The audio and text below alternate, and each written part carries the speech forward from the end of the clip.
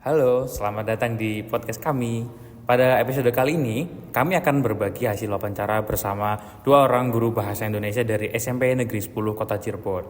Kita akan membahas bagaimana proses pembelajaran dirancang agar lebih menarik, bermakna, dan sesuai dengan kebutuhan peserta didik.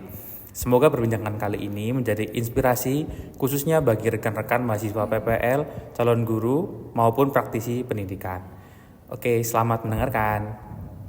Baik Ibu, untuk pertanyaan yang pertama, dalam menentukan tujuan pembelajaran, apa tujuan pembelajaran yang Ibu fokuskan dan mengapa Ibu menentukan tujuan pembelajaran tersebut untuk peserta didik? Baik, terima kasih. Ini saya fokus pada peningkatan kemampuan peserta didik dalam memahami, menganalisis, dan menanggapi teks, khususnya teks sastra dan non-sastra. Tujuan ini penting karena dapat menumbuhkan kemampuan berpikir kritis, apresiasi terhadap karya sastra, serta keterampilan berbahasa secara lisan maupun tulisan. Baik, pertanyaan yang kedua, jika dilihat dari tujuan pembelajaran yang telah Ibu tetapkan, bagaimana posisi kemampuan peserta didik itu sendiri, Bu?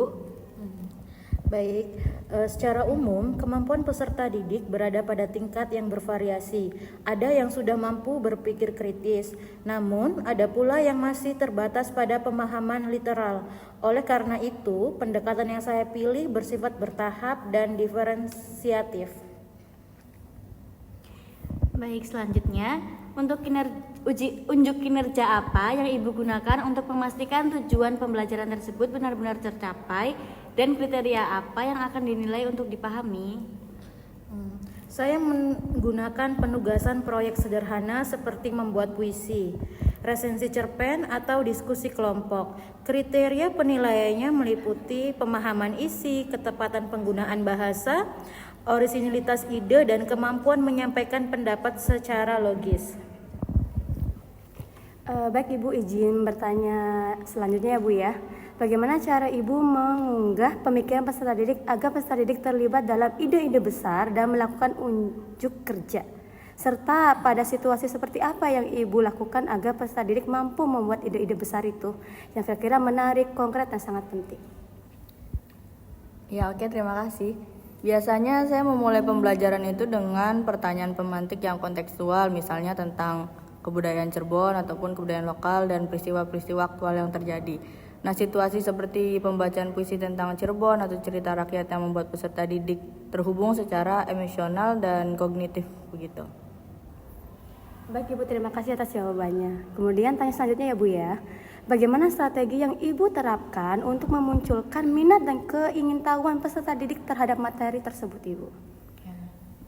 Oke, biasanya untuk memunculkan minat itu saya mengaitkan materi dengan pengalaman pribadi mereka dan menggunakan media yang interaktif seperti video pendek, kemudian komik atau lagu atau media-media lain yang memang interaktif. Kemudian ini efektif untuk menarik rasa ingin tahu mereka terutama dalam memahami suatu teks.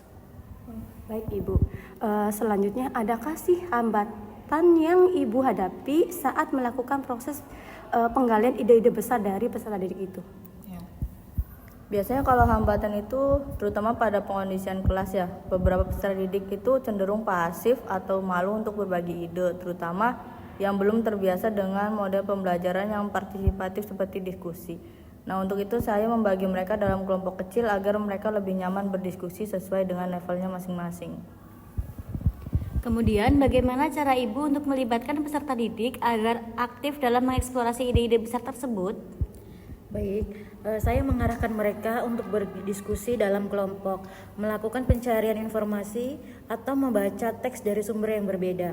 Saya juga memberi ruang bagi mereka untuk bertanya dan bereksplorasi secara mandiri.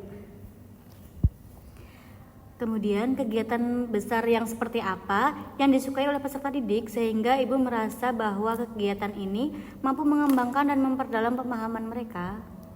Baik, kegiatan yang melibatkan kreativitas seperti dan kolaborasi seperti membuat poster literasi, drama pendek, atau presentasi kreatif sangat disukai oleh peserta didik.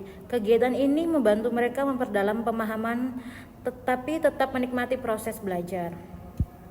Oh iya Ibu, kalau boleh tahu bagaimana Ibu memandu peserta didik untuk memikirkan kembali pemahaman mereka tentang ide-ide penting? Ya, saya biasanya mengajak mereka untuk memperbaiki atau merevisi hasil kerjanya berdasarkan umpan balik yang sudah diberikan. Jadi, guru itu selama pembelajaran membimbing mereka. Misalnya nih, setelah menulis puisi, mereka diminta untuk membaca ulang, menganalisis rimanya mana yang kurang tepat, kemudian mengidentifikasi mana yang kurang dan mana yang lebih kuat, lalu mereka memperbaikinya. Ibu, kira-kira cara Ibu mendorong peserta didik untuk merenungkan pembelajaran dan kinerja mereka seperti apa? Kalau untuk perenungan biasanya saya melakukan umpan balik setelah pembelajaran, kemudian saya juga menerapkan jurnal reflektif setiap akhir minggu atau sesi diskusi reflektif itu di dalam kelompok. Jadi mereka mencatat pengalaman belajar, tantangan yang dihadapi, pembelajaran yang dilakukan keseluruhannya dan apa yang ingin mereka capai berikutnya. Baik Ibu, jadi bagaimana peserta didik akan terlibat dalam evaluasi dari akhir untuk mengidentifikasi diri, menetapkan tujuan masa depan, dan memiliki semangat belajar? Baik, saya menggunakan rubrik penilaian yang bisa diakses peserta didik, sehingga mereka bisa menilai kinerja sendiri maupun teman. Di akhir proyek, saya meminta mereka menetapkan target belajar pribadi untuk pertemuan selanjutnya. Baik Ibu, kira-kira cara Ibu mengkondisikan berbagai kebutuhan perkembangan gaya belajar, pengetahuan, dan minat peserta didik seperti apa? Saya melakukan asesmen awal terlebih dahulu dan kemudian melakukan observasi. Nah, dari hasil observasi dan asesmen awal itu, saya bisa menyusun kegiatan yang bervariasi sesuai dengan gaya belajar peserta didik. Misalnya ada auditory, kinestetik, ataupun media yang berbeda sesuai dengan kebutuhan peserta didiknya. Bagaimana cara Ibu menyesuaikan rencana pembelajaran tersebut kira-kira semaksimal mungkin? Bagaimana Ibu? Kalau misalnya terjadi perubahan kondisi, misal dari daring menjadi luring atau dari luring menjadi daring, saya berusaha untuk menyesuaikannya dengan metode dan media yang tepat. Misalnya saya menggunakan Google Classroom atau forum diskusi luring begitu. Apakah Ibu memiliki pengalaman belajar yang paling baik sehingga dari pembelajaran yang Ibu laksanakan mampu mengembangkan dan memperdalam pemahaman peserta didik? Salah satu pengalaman terbaik adalah ketika peserta didik membuat antologi puisi bertema budaya Cirebon. Proyek ini tidak hanya mengembangkan keterampilan menulis, tetapi juga menumbuhkan rasa bangga terhadap budaya lokal. Baik, dalam proses pembelajaran tentu terdapat kesalahpahaman. Nah, bagaimana cara Ibu untuk meminimalisir kesalahpahaman tersebut? Ya, baik. Saya selalu memberikan contoh konkret, membuat peta konsep dan menyederhanakan instruksi. Selain itu, saya juga membuka ruang tanya jawab sebelum dan sesudah kegiatan inti berlangsung. Kemudian, pertanyaan terakhir, bagaimana Ibu mengatur dan mengurutkan pengajaran dan pembelajaran untuk memaksimalkan keterlibatan dan efektivitas? Baik, saya menyusun pembelajaran berdasarkan urutan yang logis, mulai dari pemahaman dasar, latihan, hingga proyek akhir. Saya juga memastikan setiap sesi ditutup dengan refleksi atau umpan balik. Baik Ibu, terima kasih atas waktunya ya Bu ya. Ya, terima kasih kembali. Terima kasih. Oke, sekian podcast kita untuk hari ini. Semoga dapat bermanfaat untuk para pendengar semua. Sekian, see you guys.